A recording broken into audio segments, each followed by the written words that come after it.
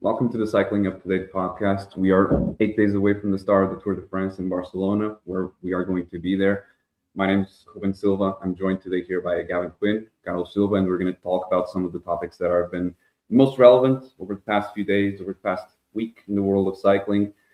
We're going to discuss the Tour de France in more detail in later episodes. However, today there's a few very prominent topics to talk about. So I would like to open up with the discussion a bit about the Tour de Suisse. Of course, that finished this weekend. Tadej Pogacar won the overall classification. He won 2 stages, 3 in fact, with the time trial as well in there.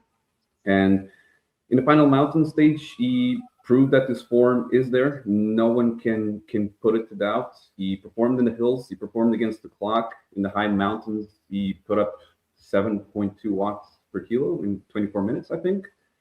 The summit finished to Villars alone. So, Gavin, I would like to ask you, what were your thoughts about Pogacar's week? How high do you think his form is right now? Well, I've seen a lot of people say that it's probably the best Pogacar form we've almost ever seen. Really, like almost going back to the 2024 Tour kind of form, and I probably tend to agree. You said he put everything to bed on the final stage. I think he put everything to bed about 80 kilometers into racing on stage 1. Because I was away for a lot of the Tour de Suisse, so I didn't get to watch much live. But the first stage, I went to see what's up, to see what's going on. And I see with 72, 73 kilometers to go, Pogacar's already gone. And he's left everybody behind as if this was a mega mountain stage. Like, yes, it was a hilly stage, but he just picks and chooses these kind of chaotic moments we've seen, like with these 80, 90 kilometer solo attacks, and they always seem to work. But yeah, I think he kind of put to bed any kind of doubts or questions, not even doubts, but more just questions or people wondering what kind of Pogacar we're going to see next week. I think he put it to bed straight away. Taking over 3 minutes on everybody, like Richard Carapaz somewhere in the middle, still 2-3 minutes ahead of him. So yeah, undoubtedly he clearly is in great shape. I don't think many people were doubting that, but it's definitely a confirmation of it, Yeah, and it's something that you can't compare the start list at the Tour de Suisse with what we're going to have at the Tour, but it's an interesting development that we have now in modern times, where you go on social media and you have a bunch of people that can calculate and can estimate the power output. So that is how we can see that Pogacar's level is as high as Vingegaard's at the Giro. Carlos, do you think that Pogacar's level, the one that he showed already this week, is something that is enough to go head to head with Vingegaard next month? Yeah, it's pretty clear that in Tour de Suisse, Tadej Pogacar domination has left cycling war with one clear conclusion, mate. Mm-hmm. It's the Slovenian looks stronger than ever before Tour de France for next month. After 3 stage wins, overall victory by more than 6 minutes, and another display of brutal superiority in the mountains. Several cycling outlets described his performance as a warning to the rest of the peloton. Pogacar himself did a little to play down the impression. Oh, I'd say I'm stronger, But that was a message from the world champion after completing a final major preparation race before the Tour. It's not only the result that impressed, but the way he achieved. Like Gavin said, he attacked from long range, controlled the race with easy, and even showed his strength against the clock. Against the clock is a good. He did a good performance with the new Colnago TTR2 for the first time in 2026, and I think he is very, very happy with the job that the team and the Colnago did. But his opening move in Switzerland caused surprise across the peloton. everyone was a bit surprised by what happened in the first day. For his rivals, that was perhaps the most worrying part. Pogacar did not seem to be riding at his absolute limit. At times, it looked like he was simply testing himself before July. Yeah. Well, even when he insists that the long range attack was definitely not the plan, it only underlined how dangerous he is. If we compare his shape with the shape of Jonas Vingegaard in Giro d'Italia, I could say that Visma is in trouble, but we are going to talk about later. Um,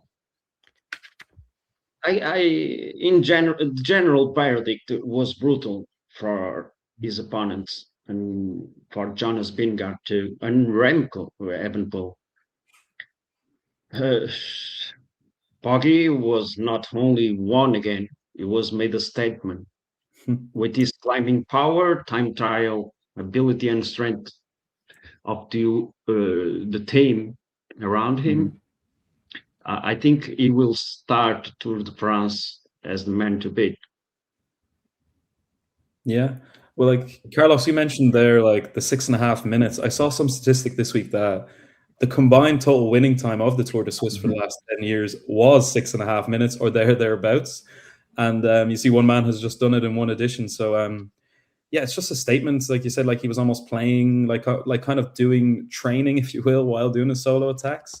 And he kind of puts himself in those positions quite often. And I think it's actually good race IQ from Pogacar, because he doesn't think only about, like, you know, his opponents around him. He sees opportunities, you know, he sees gaps behind him.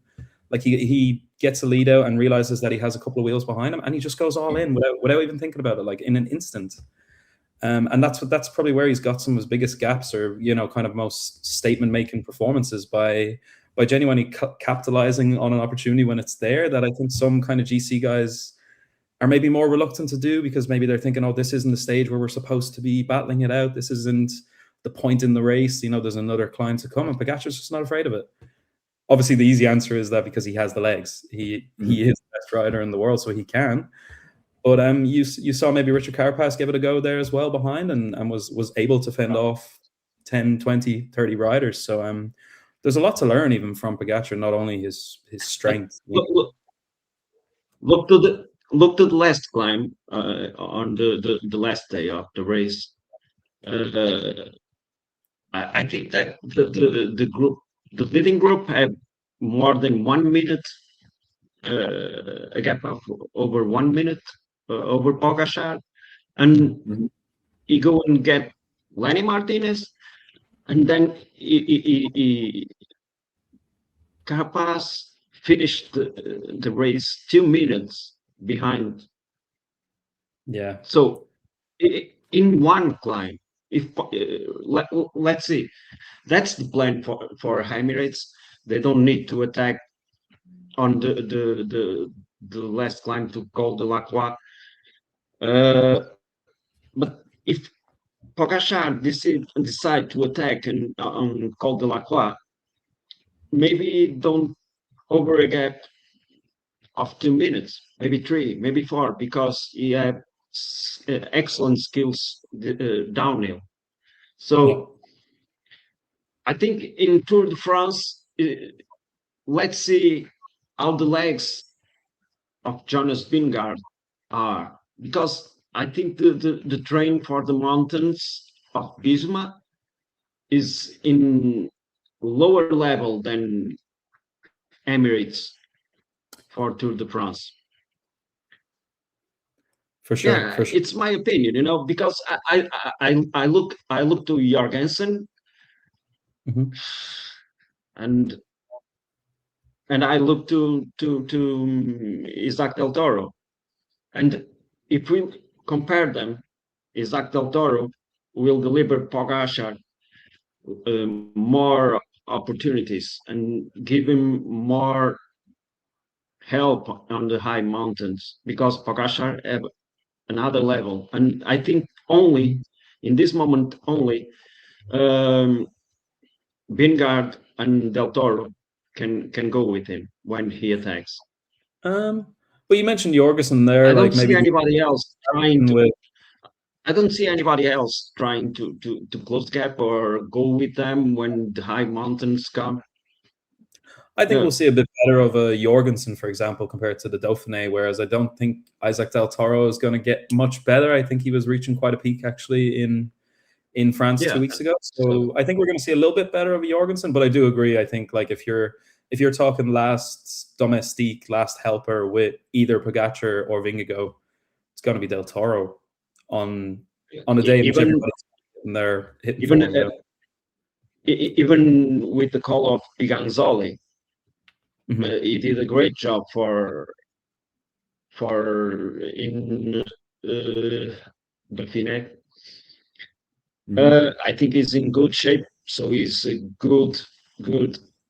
he's in good shape for Tour de France too. So I don't think that Visma lose something with the Laporte or maybe Affini. We don't know if he goes or not, but he's not a big help on the high mountains. But I think Piganzoli is going to be a very good call for Visma to Tour de France. Absolutely. But he's not at the same level than it is Del Toro, of course. I tend to agree. It was in Occitanie, by the way, that Piganzoli was the winner there of the overall classification, and he's been at a level that is very impressive. He's like Roglic was in the past, like Vingegaard was in the past. Piganzoli was a bit of a, not the literal unknown, but a bit of a rider that was under the radar that Visma signed. They began implementing their training and nutrition programs in him, a diamond in the rough, you could almost call him that. And within the space of half a year, you see how much he is flourishing and how good of a transfer he was. Piganzoli, we can say in non-literal terms that he is the replacement for Wout van Aert at the Tour. At the same time, Per Strandhagen replaced the injured Christophe Laporte, who had a quad tear, if I'm not mistaken, during a gravel training ride crash in May, which is a lot of bad luck. I believe it was 2 years ago already that it was. No, last year he was forced to miss almost the entire season, and 2 years ago I think it was the classics. And now the team is in trouble again potentially because Edoardo Affini suffered a crash at the Italian National Championships at the time trial event where he was set to fight with Filippo Ganna as well. And Affini is a rider that already raced the Giro alongside Vingegaard, and the fact that he was selected to race both the Giro and the Tour signals just how important he is to the team, to the team's plans. Campenarts used to be the man that Vingegaard would put in the wind on the flat stages. He is now climbing so well that the team is using him for other terrains, and Affini was chosen as the man, as the engine to really keep Vingegaard away from the wind. And the problem for Visma is that I don't see any direct replacement for Affini if he really is to miss out on the Tour. The team updated that he didn't have fractures, but that doesn't mean that he will be at the race because he, as far as I know, and from our colleagues at Kai, he suffered a high-speed crash, and I saw footage of it this morning, and he was carried away from the race in an ambulance, and you can't possibly be good if that happens. And the fact is that the riders are going to fly to Barcelona within 5-6 days. It's not a matter of you've got a couple of weeks to rest, to recover, and then to go again. It's time is an issue, and Visma are having to change plans multiple times once again because Laporte, Van Aert, they have specific roles. Affini has a specific role. I don't think that Visma have someone to replace Affini specifically, and we can also see that because they didn't replace Van Aert with a similar rider. They replaced Van Aert with someone that was not part of the plan in any way. And I would even go further as to saying that Visma should have chosen either Jorgen Nordhagen or Van Polet to replace Van Aert because neither of these riders raced the Giro. Both of them have spectacular form at Auvergne. Tollett has ridden the Vuelta with Vingegaard last year, aiding him to victory. And Nordhagen is set to race the Vuelta, but I think that he would also benefit from racing a Grand Tour with Vingegaard and learning how to race a Grand Tour from the literal best in the team. And this year he has already shown that he has level to be at the Tour de France. So if Affini is replaced, he probably is going to be replaced either by Tollett or Nordhagen. But that does raise a question as to they're going to have to be putting Campenarts or Hagnes doing more work on the flat. It can change the team's plans. I would say there's a good chance. Do you agree, Gavin? Yeah. I definitely would not want to be a Visma sports director or Richard Luger right now, because in the space of 2 or 3 weeks, you've kind of lost 2, 3. And maybe Laporte was a little bit longer kind of ago, so you knew that was going to happen. And he did put good plans in place. Like I think bringing in Perstrand Hagenes is a good idea. Like I thought he's having a bit of a coming of age now in the last weeks. He got a good win in Antwerp, and he picked his moment really well. Like showed really good experience. Piganzoli, excellent form. Why not strike when the iron is hot? Because he was excellent in the Giro d'Italia, kind of playing that Sepp Kuss does his work for Vingegaard and then also sits back a little. Doesn't just do a complete dead pull and drop off completely and lose 10 minutes. He kind of conserves himself well. He sits back in maybe the second, third group and is still there if Vingegaard has any issues. So it's he's a man that Vingegaard will trust, and he adds to the kind of mountain train, which Van Aert, yes, will be active in the mountains, but in a kind of a very different way for Vingegaard. In an ideal world, Visma might have been thinking they can get him up the road and use Van Aert in ways in kind of multi-mountain stages like they have in 22, 23. It kind of won the Giro d'Italia for Simon Yates last year as well. So they know how much of a loss Van Aert is, but Piganzoli is kind of the next best thing they have in their reserves. In terms of the latest one with Affini, it looked a pretty serious crash. Like no fractures aside, that doesn't necessarily go away. You're taken away in an ambulance. We've seen riders maybe have a crash and not even suffer any injuries, but like your body responds to falls in weird ways. You gain weight, you take on extra water, and you can't train like you were supposed to. Your whole plan for tailoring your training, etc., gets kind of thrown out the window. And like you said, they have to be flying to Spain in just a few days. So I think if I was to give my opinion, the chances are we probably won't see Eduardo Affini at the Tour de France, even if he is in pretty good shape and recovering well. Like you've seen with Van Aert, for example, like he had an infection, had to spend a few days off the bike.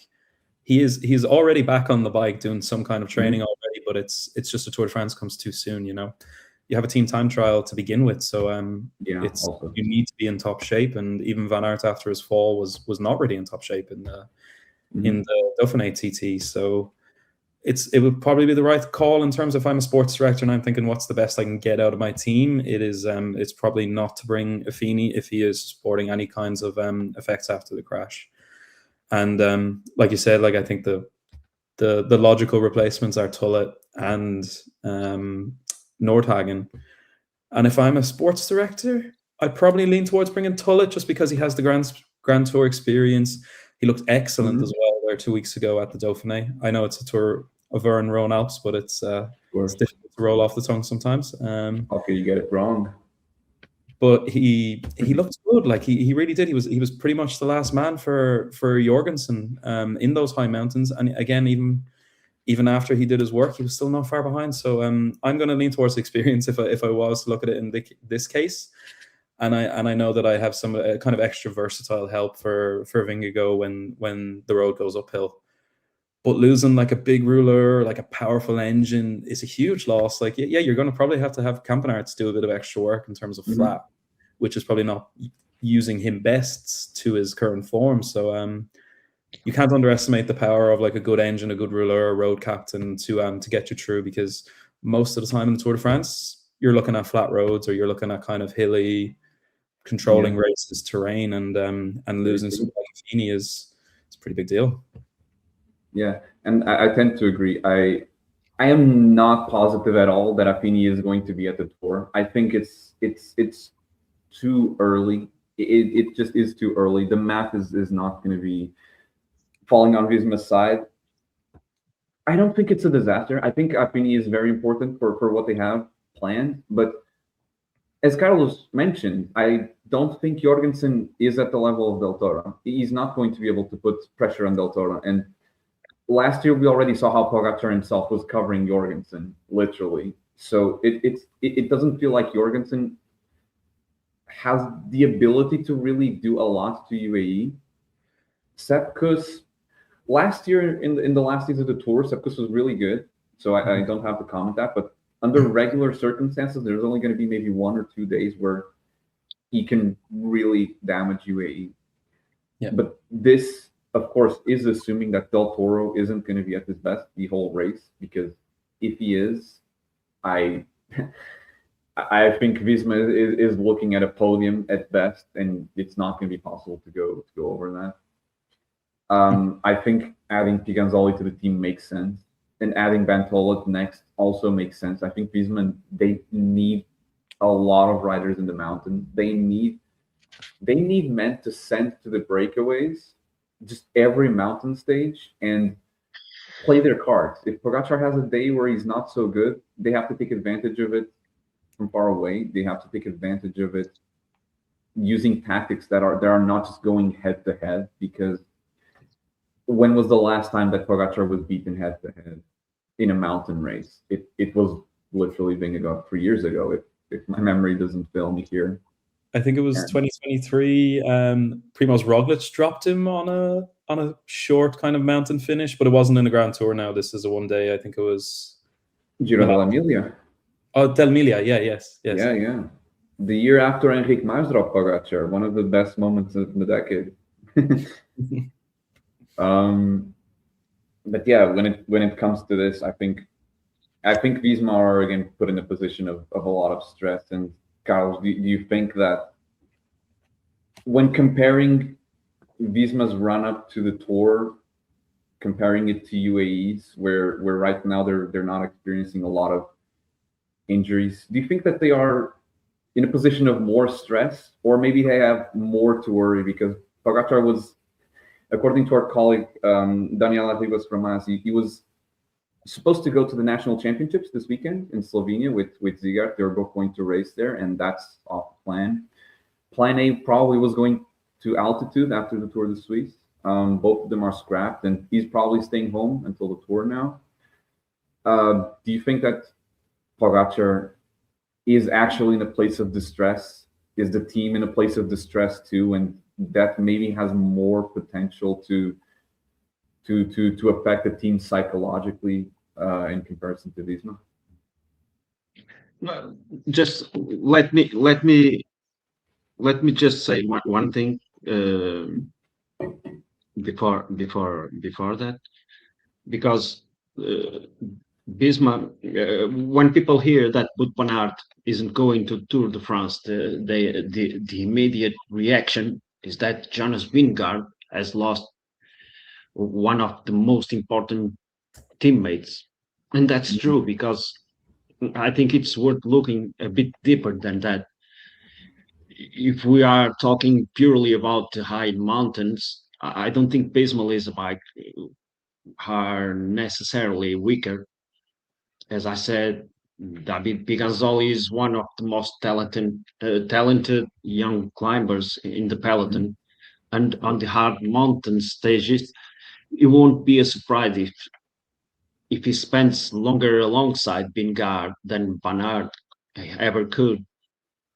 But Van Aert is one of the greatest all-around riders of his generation, but he isn't a pure climber, That's why I don't think that Visma will suffer the most in the mountains. Piganzoli, Jorgensen, and Kuss still give Vingegaard a very strong mountain block.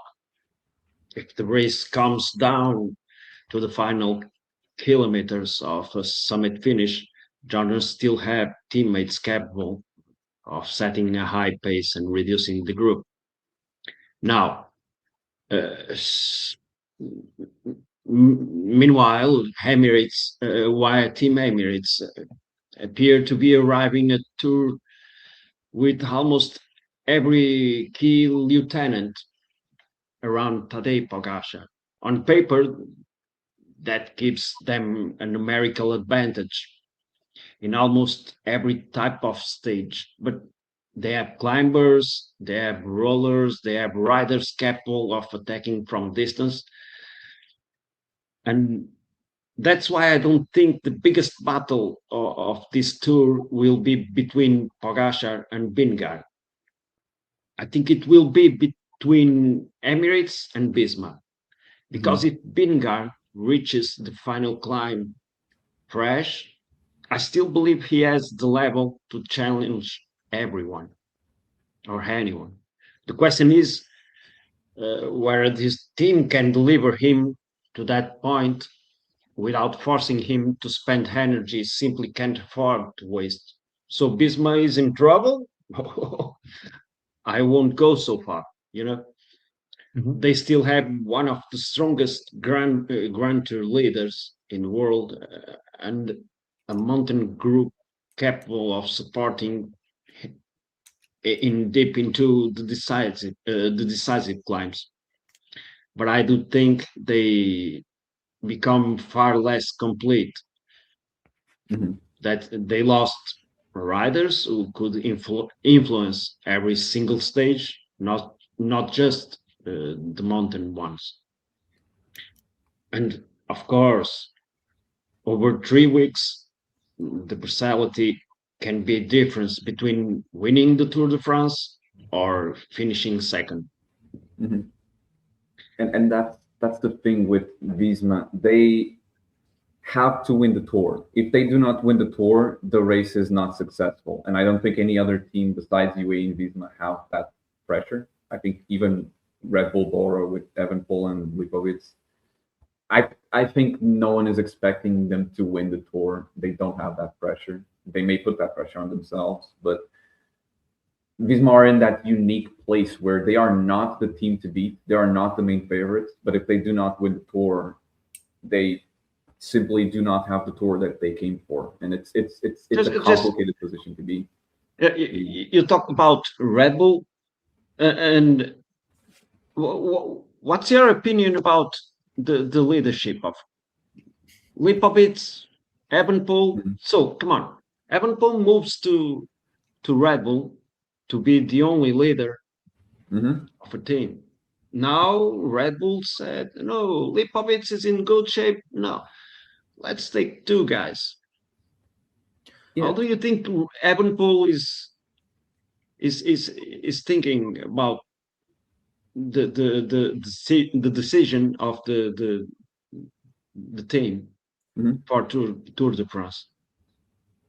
I think Evenepoel right now is probably thinking of how to get a doctor's note to avoid going to the Nationals, honestly, if I'm to share my honest thoughts. Yeah, that is interesting because I think that as a climber, Evenepoel is not stronger than Lipovic in regular circumstances. And Evenepoel is a rider that is not your typical climber. He can be an incredible climber, but he's a rider that also tends to gain weight very easily. And he's not a guy that is skinny all year long. So he can't just put on those best climbing performances at all times. So he went to Bora to be a leader, but not an absolute leader like Pogacar and Vingegaard. In the classics, no one was going to deny him leadership. In the Grand Tours, well, if he was to go to the Giro, I think he would have been the sole leader. Well, for the same thing. At the Tour, well, he has to deal with the fact that Lipovic is also an extraordinary climber and that he's evolving a lot. He may still evolve more. That is something that has to be put on the table because only in the last 2 years has he really been on our screens. And I think it's more a matter of the management. The management has to take responsibility and they have to take out their egos from the equation and they have to be, Remco, you are here, but you are not the only guy we're going to support. they have to go to Lipovic and say, Lipovic, we know that you were third last year, but we may back up Remco if he is stronger. And it's also their job to have a team that is actually capable of supporting both riders, so that they don't have to be isolated often and they don't have to make a choice between themselves.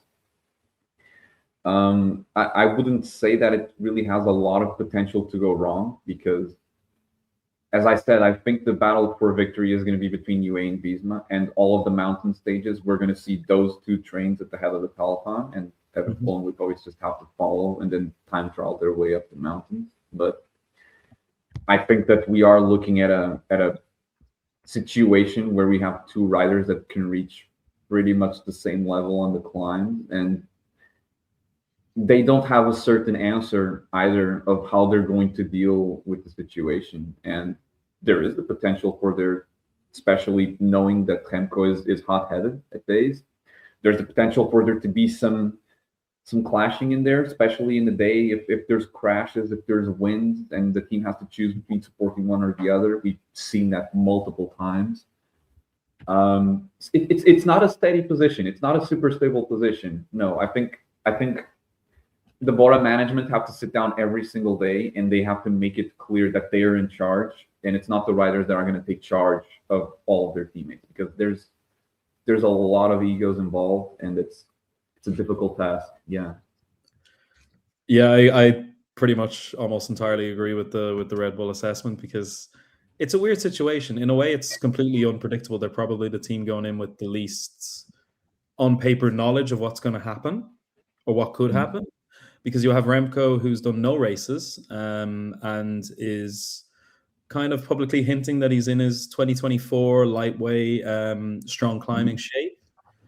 You have Lipo, who pretty much proved that he's in good shape in Slovenia last week as well. So, but they've been saying as a team that that both their leaders, unequivocally, like both of them are the leaders. But then you saw Ralph Denk last week to German, I think it was German media, saying that Evenepoel is the first man and that Lipovic is the second man. So I saw a bit of contradiction there. And if I'm Remco Evenepoel, like Carlos first brought up, what are you thinking? I'm thinking I'm the sole leader, right? And if I'm Lipovic, I'm thinking, okay, I am a leader, but maybe some extra pressure, extra media attention is going on Remco. So I have a chance to kind of quietly. Let me ask you one thing. Yeah. Imagine that you are a sport director of Red Bull. Do you tell Lipovic to work for Remco and vice versa? Doesn't that cause friction? Because we see other teams, we've seen other teams that it works on paper, but not on the road. It's a tough one. Like I would say, in terms of day-to-day working in the mountains, you have Jai Hindley coming, you have Maxim van Heels, Tratnik for a little bit of kind of medium hill support, but like you open up with, it's going to be UAE and Visma that are going to be dictating the pace in the mountains. So I would first of all say, let them do the work for you. If somebody struggles, so say we have I don't know, Remco Evenepoel having a bad day, maybe has a puncture, some wind, etc. You might have to, as a team, I'm a sports director. Am I saying I'm splitting the resources between my leaders? But Jai Hindley's a pretty big resource in terms of climbing support. So who gets Jai Hindley, or who does Jai Hindley help in this case?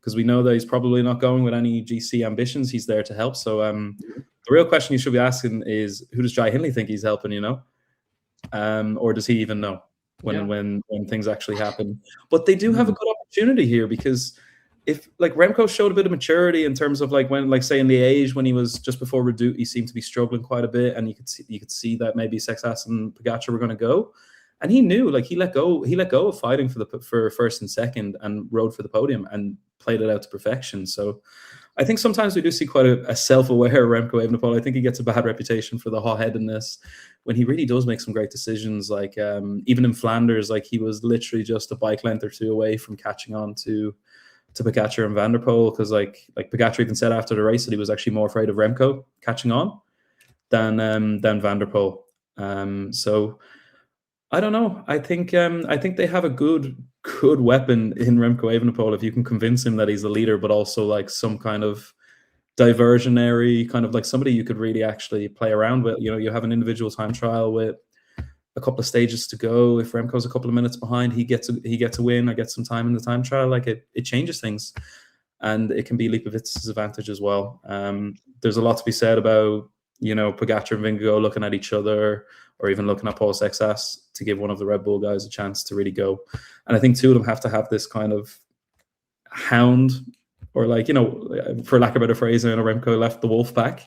They got to think like that. You know, you got to take your opportunity when it comes. And I think the team should be telling them that whoever gets the opportunity gets it. Like, it's nobody's favorite, but you still have to, like, you can't bring the other with the other at times. And they tried that in, I think it was Catalunya. You've seen Remco Evenepoel like making a couple of attacks and looking back to see if Lipovic has come with him, and maybe getting frustrated, but they've probably had a bit of time to decide what happens when, I don't know, Remco tries to go over the top somewhere and he looks behind, there's no Lipovic. Mm-hmm. It's really like I don't know. I see two of them finishing in the top 6, barring crash or incident. Where in the top 6, I don't know. Podium is probably best for one of them at least, you know? Yeah, and it's interesting because there's a lot of riders that we can see finishing on the top 6. Mm-hmm. And it feels, without undermining Remco's ability or Lipovic's ability, I really think that they're going to be in a separate race. I think Evenepoel and Lipovic, potentially after stage 6, I think, which goes over the Tourmalet, very quickly they're going to realize that the race for victory is not for us. And I think that Evenepoel and Lipovic are more going to be looking at Seixas. They're going to be looking at Juan Ayuso, maybe, and they're going to be looking at the other guys that can maybe finish on a podium. And I do see that Red Bull is maybe the team that has the most potential for there to be internal friction.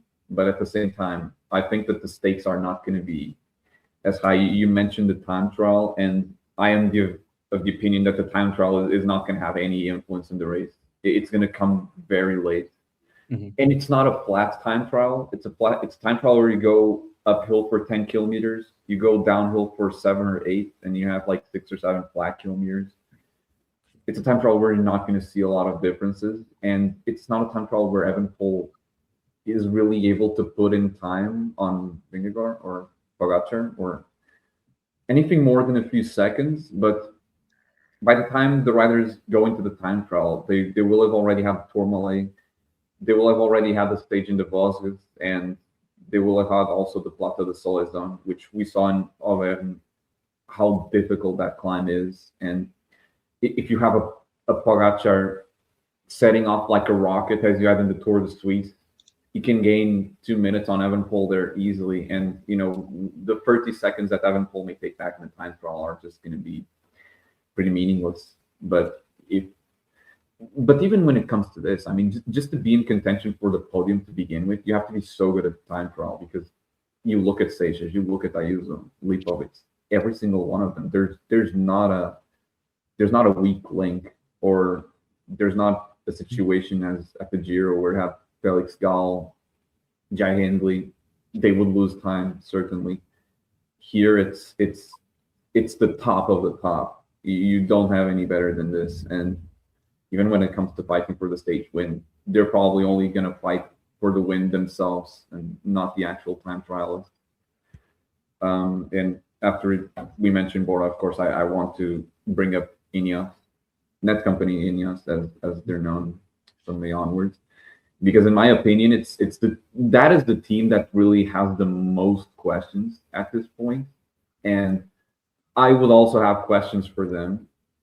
INEOS are in this situation where I would like to use language that I can in this place. I look at their team and I don't know what to expect. I don't know who they will choose, and I don't think they know either at this point. Oscar Onley was supposed to be the leader, and figuratively speaking, you know, the team could use he's our guy. We bought out his contract in the winter. He's British. We're going to back him up, and you guys are going to be in the back, and you can have your opportunities, but it's Onley. And then Onley crashed into a tree and almost crashed down the speed, and he's out of the tour. That's been confirmed. So then you go to the second card, Kevin Vauquelin, the other rider that they signed to go to the Tour de France. I think Vauquelin had an amazing season in 2025, and he's a rider with a lot of talent, but not even at his best level. He's a podium contender at this point in time. I don't think so. But the thing is that he's not also near his best level, and he's ill. He got ill during the Tour of Auvergne. His performances there were not good in the mountains at all. There's no easy way to say it.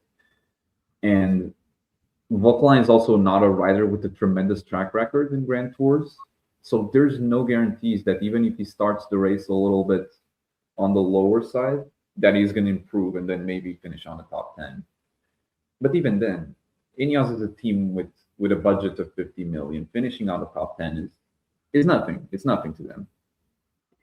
And at this point, I think they're going to sort of protect Vauquelin and Carlos Rodriguez, maybe go for a top 10. But whereas their approach seemed to be fully going for GC, I think that they should drop that, because sacrificing your team to chase a top 10, for INEOS, it doesn't make sense. It doesn't. And you look at the other riders that are going to be in the team, and it's also, you don't really know who's going to be there. Joshua Tarling was supposed to be there. He also crashed in a ride and fractured the collarbone. He's out. You could replace him with Filippo Ganna, maybe. And I guess the team should do that, because he's probably the rider that they have best chance to win a stage with. They have Dorian Gavin. They have good reasons to back him up. And then the rest of the team, I would say you wouldn't really choose a lot of domestiques, but get riders in there that are capable of winning stages. And this has to be from breakaways as well, because they don't have a sprinter of the level of Philipsen. They don't have a climber at the level of Pogacar. There's little point in trying to do that. Timo Arensman is in the lineup after the Giro, and after what he did last year, I think that's a good choice.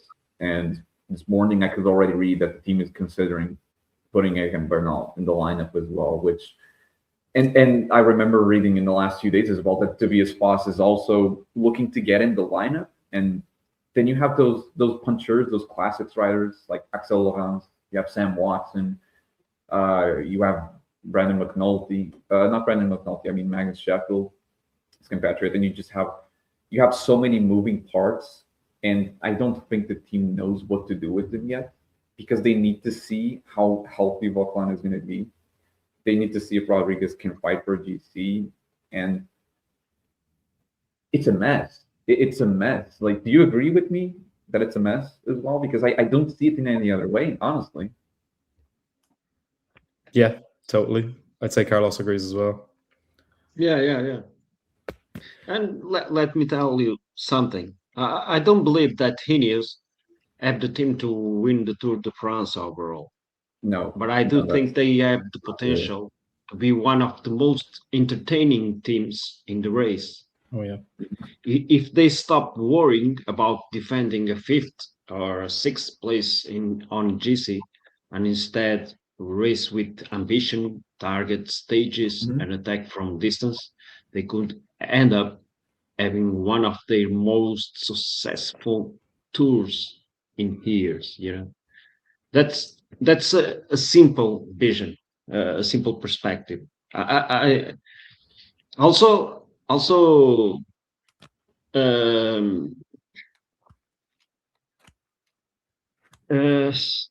me say, for me, Timo Arensman, it's important.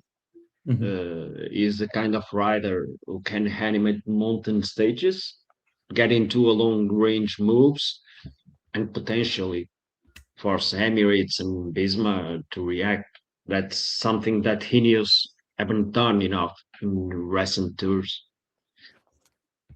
The biggest question marks are Ganna and Bernal.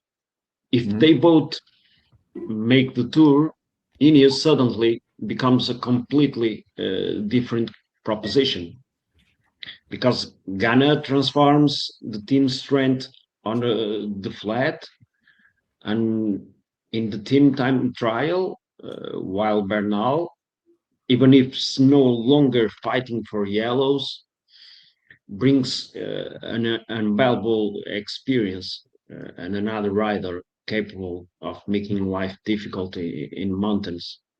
Mhm. Carlos Rodriguez is still the rider I expect to finish highest in GC. He's consistent, climbs well, he's already showed he can compete with the best of over 3 weeks. But I don't think Ineos should ride the tour solely around him, you know. Yeah, yeah. It's that question, like, will they drop GC? You know, like they have, like Ineos as a whole over the last season or two have actually been quite more attacking minded. Less about the GC train. I guess there's an element of realism involved where the two best GC riders are elsewhere. They are trying to build their own GC thing, but it's just unfortunate that that Only isn't around for them to, I guess, try it this year. I'm glad his fall wasn't as serious as it could have been. But yeah, I totally agree. I think they should show up with totally for stages, no focus on GC whatsoever, and just bring their fittest hitters, strikers that they can, and I think they should be trying to get in every single breakaway. If I was to pick one rider who shouldn't go into a breakaway, it's probably Godin, because he is probably their best chance of any kind of versatile bunch sprint, like any kind of tough day where he can hang. Agree. But otherwise, like Egan Bernal, high mountains, Pipo Ganna for late attacks, like we've seen him do it already this year in classics races. He's just so useful across the board. Timo Arensman, third week mountain stages. Like I see so much potential. Even Kwiatkowski, like he's only returning last week, but you know, he's a rider who's been there, done that. Probably the most experienced rider on the team, and he's got another big performance in him. I have him down as one of my kind of ones to watch for a stage win, probably in second or third week, like something like he did on Grand Colombier like a few years ago as well. Carlos Rodriguez, yeah, like if they were to focus on GC, I would be leaning more towards him because I think Vauquelin might be good in the first week, we'll say, but that illness does catch up. It seems like now more than ever, like the last 2 weeks before the Tour de France need to be almost perfect if you want to arrive with any chance in terms of general classification. And a team time trial from day one doesn't really help. But having Filippo Ganna, that does help. So you never know. If I'm Ineos, I'll be thinking, okay, let's try and hit the ground running with a team time trial. They've already proven that they probably could have won the team time trial in the Dauphiné, if not for a mechanical. So yeah, I think all stage wins. But Geraint Thomas is your director of racing there, so a bit of a traditional guy who loves a good GC fight. So will they be strategizing about GC? I don't know, but I think three of us here are in total agreement that they could clean house with stage wins if things go their way. You know, if breakaways are allowed fight, an Ineos guy in the breakaway is going to be up there with a shout in most cases anyway. You know. Yeah, and I hope for their sake that they do focus on the stage win. Otherwise, it may not be too different from the Giro, where Bernal was not given freedom, and he was protecting Arensman in all of the mountain stages, in locations where sometimes it wasn't necessary. And in the final mountain stage, or penultimate, my memory now misses, they lost the podium to Hindley, and they came home with the victories of Ghana, but they didn't get the podium that they wanted. And I think there's a lesson to be learned there.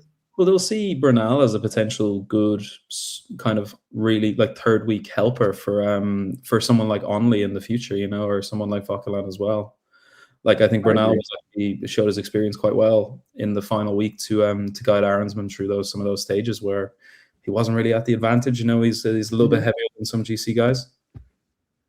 So that they do see a vision, I guess, going forward. But if I'm Ineos, I'm also worried about. I don't have Pogacar, I don't have Vingegaard, I don't have Paul Sexas. They have all the building blocks without the GC guy right now, and I really wished Onley was here to have a shot at it and to see what he can do. But yeah, we might have to wait till the season. Well, next season it starts at home for him, so yeah, he might have that special motivation. Gavin, Carlos, I would really like to thank you for sharing your opinions.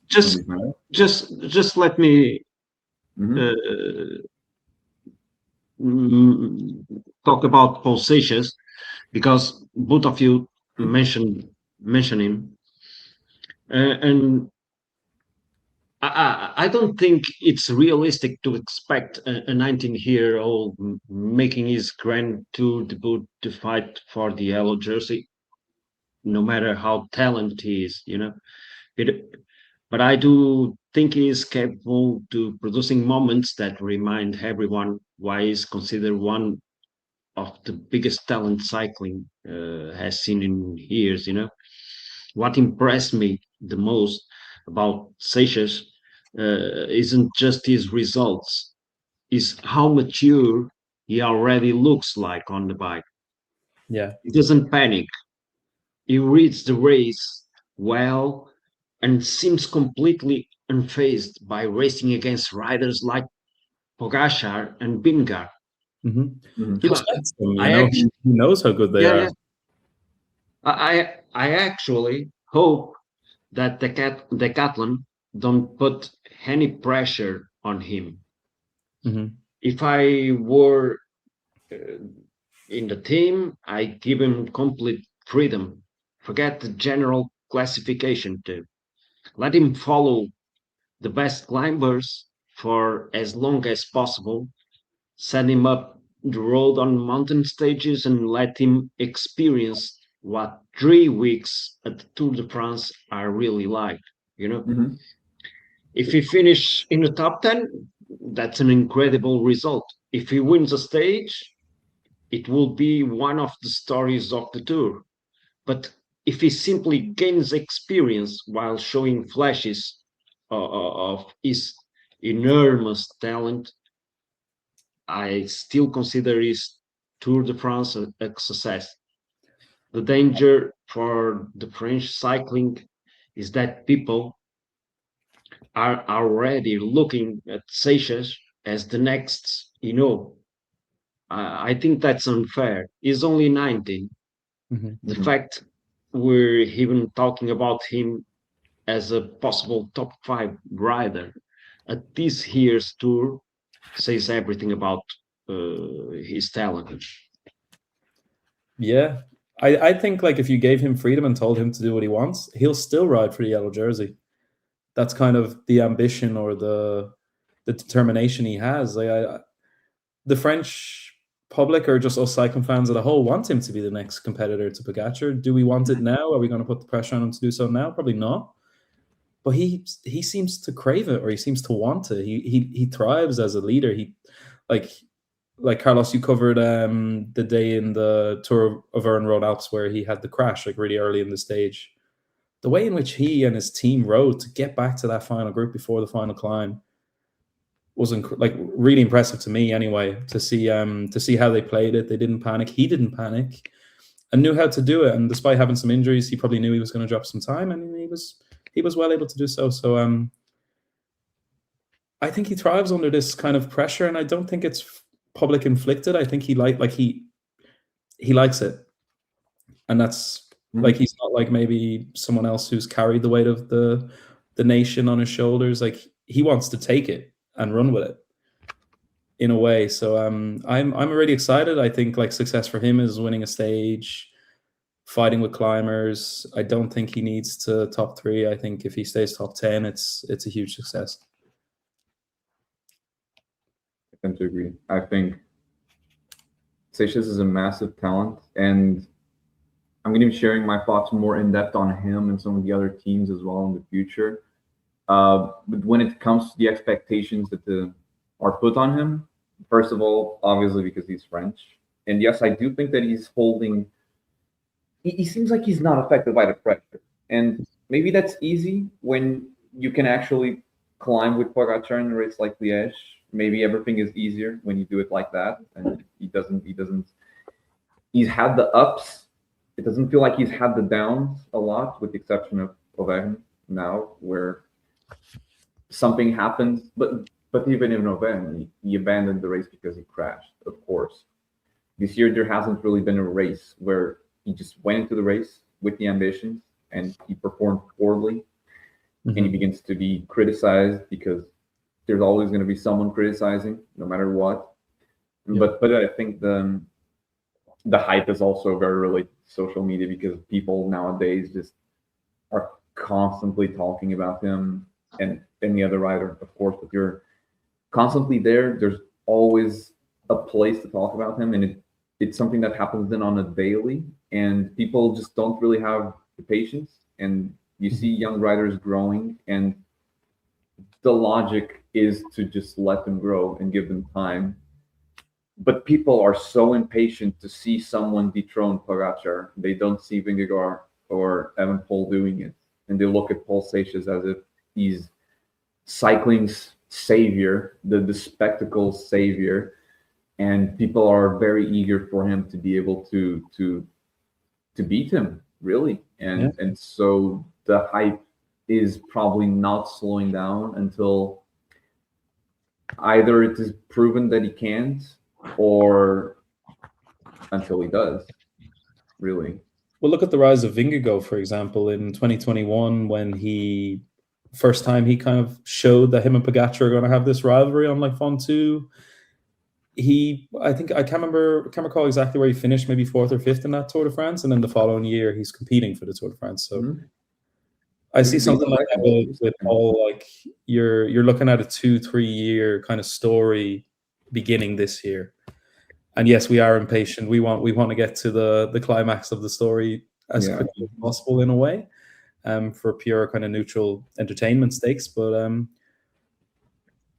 the juice will be worth the squeeze, when those days do come. And I think a lot of people in Decathlon will be telling Seixas himself that.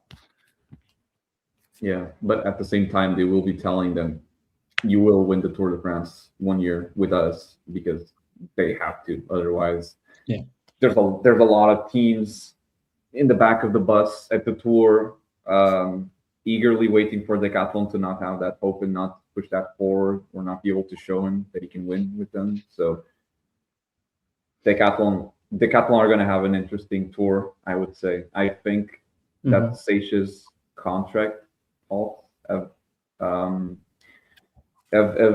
gone down. It's not something that's been discussed as it was 2 months ago, but I think the tour is starting, and the same way last year, some pieces or some interviews were released right when the tour came, like with Vingegaard's wife, and it is a very specific case. Yeah, I think there's gonna be some outlets, very likely French, that are they're gonna come with something relating Seixas' contract, and he's gonna get that pressure. He's gonna get asked during the tour, and he will. I think the pressure is gonna be, it's gonna be there, and he's definitely going to feel it in a way that he hasn't before, I would say. I'm a romantic, so I think he should stay at the time. But agents and riders and managers don't quite think like that. So you never know. But have a lot to answer for, a lot to demonstrate, at least this summer. First step, I think, was Dauphiné, and the way they managed his race and his bad day before the DNF. I think he, like, in the back of his mind, he'd be thinking, wow, my team were there for me today, and they played it all correctly. They used the resources, and they do have plenty of resources at Decathlon, and their team who's strengthened significantly in the last 18 months, and they're probably only going to do that a little bit more now, going forward. So if I'm Paul Seixas, I'd be thinking, okay, this is a pretty good, strong team arriving around me. I don't want to go to this, purely speculative. I don't want to go to UAE, where I could be second fiddle for a while, at least, even if I am the long-term vision. And where does Del Toro go in that scenario? Del Toro's going nowhere either. So yeah, well, it's not too different from Ayuso, because he was also UAE's next prospect a few years ago, and he just get to a point where it's not slowly going to go down. It's just going to implode, because there's only so much you can have in there at the same time. Carlos is smiling there. I don't know whether he agrees or whether he disagrees. Yeah, because Ayuso was mentioned. when I'm not going to talk about Juan Ayuso, I promise myself I won't do it, because I have strong opinions about him, and I want him to to deliver a good Tour de France. I hope he's in good shape. I hope he's at the same level that Pogacar, Vingegaard, Seixas, and so many others on the high mountains. And let's see what he can do, because what I want for him to come and race against Poggy, Bini, and Seixas. I don't want someone like Seixas. I don't want someone who will beat Pogacar. I'm not waiting for it. I want someone who will raise the level of the competition and liven things up. I want to see teams that dare to take risks, come up with new strategies, and try to make the competition more exciting.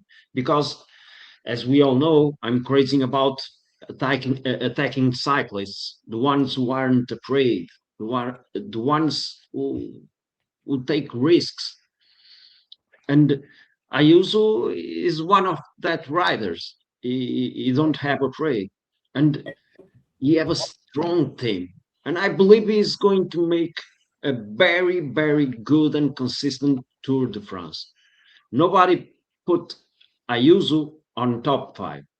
And let me tell you, he's going to finish top 5 Tour de France. Everybody is talking about everyone is talking about Pogacar, Vingegaard, Remco, then probably Only and Boclin, and then so many other riders that can finish. Even Tobias Halland Johansson from UNOX, for example. Everybody's talking about Tobias. Nobody talks about Juan Ayuso. And I don't like the way Juan Ayuso rides, because he is like we in Portugal used to say, he's a Judas, because he told João Almeida an opportunity to win Vuelta a Catalunya 2022. And nobody forget about that. Nobody forget about what he did in that day, and caused the victory, the overall victory to Almeida.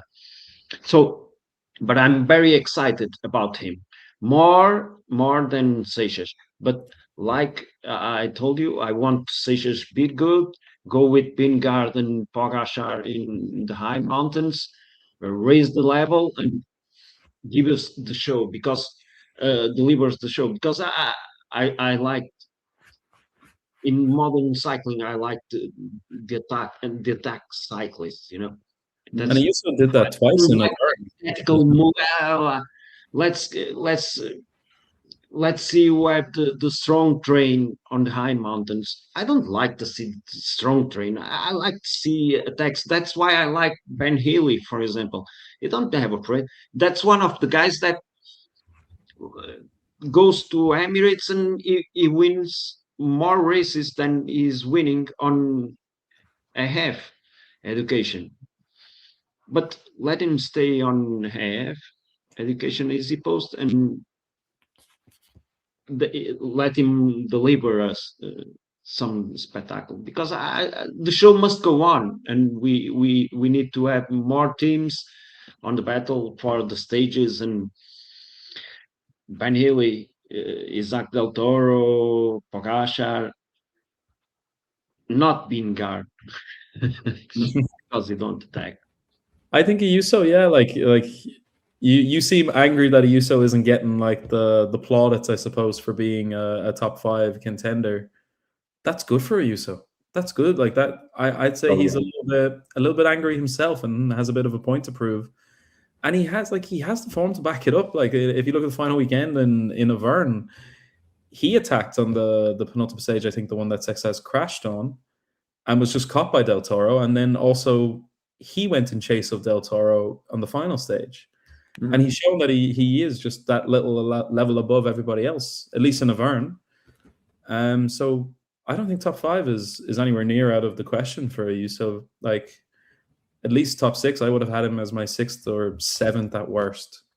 But that's in a world where everybody performs to their best. So Oh, that's a bet. I'm That's sure. what we are making right here. A statement. I'll tell you what, he's doing a top 5. He Top 5. finished top 5 in Paris. I'll say 6th just to be devil's advocate. Yeah. I'm gonna go. Okay. I'm gonna And go you, ahead and Rúben? say he's gonna finish 4th. I see it. 4th. Wow.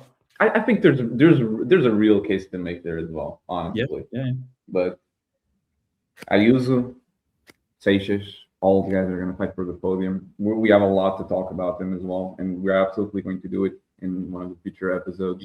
Yeah. Gavin, Carlos, I would really like to thank you for sharing your opinion on all of these matters. And there's so much coming ahead with the tour that there's no lack of hot topics to discuss. Yeah. Yeah.